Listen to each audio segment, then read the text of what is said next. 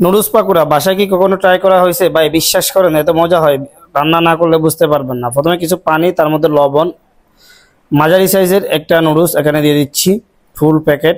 এগুলি সুন্দর করে আমি বয়েল করে সেকে একটা বলের মধ্যে নিয়ে নিচ্ছি।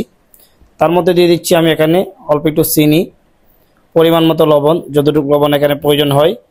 এরপরে দুইটা ছোটো থেকে পেঁয়াজ কিমা করে দিয়ে দিচ্ছি, দুইটা টমেটো কিমা করে দিয়ে দিচ্ছি, একটু ধনিয়া পাতা দিয়ে দিচ্ছি, কাঁচামরিচ যতটুকু স্পাইসি পছন্দ করেন।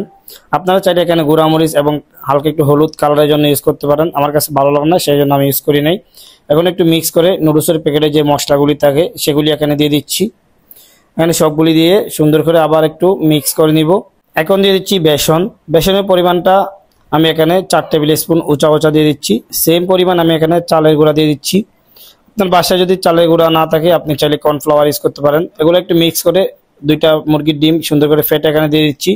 দিয়ে আরেকটু সুন্দর করে মিক্স করে পাকোড়া শেপ করে নিব প্রত্যেকটা এখানে।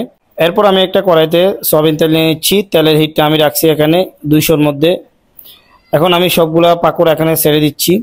ছেড়ে আমি এখানে 6 থেকে 7 মিনিট নাড়াচাড়া করে সুন্দর করে ফ্রাই করে নিব। আপনি 7-8 মিনিট ফ্রাই করলে হবে, এর বেশি করা লাগবে না। যখন মোটামুটি আপনার কালারটা চলে আসবে তখন আপনারা পাকোড়াগুলি এখান থেকে উঠিয়ে নেবেন। ভাই বিশ্বাস করেন বিকালের নাস্তা এটা সস দিয়ে খেতে অনেক মজা লাগে। আল্লাহ হাফেজ।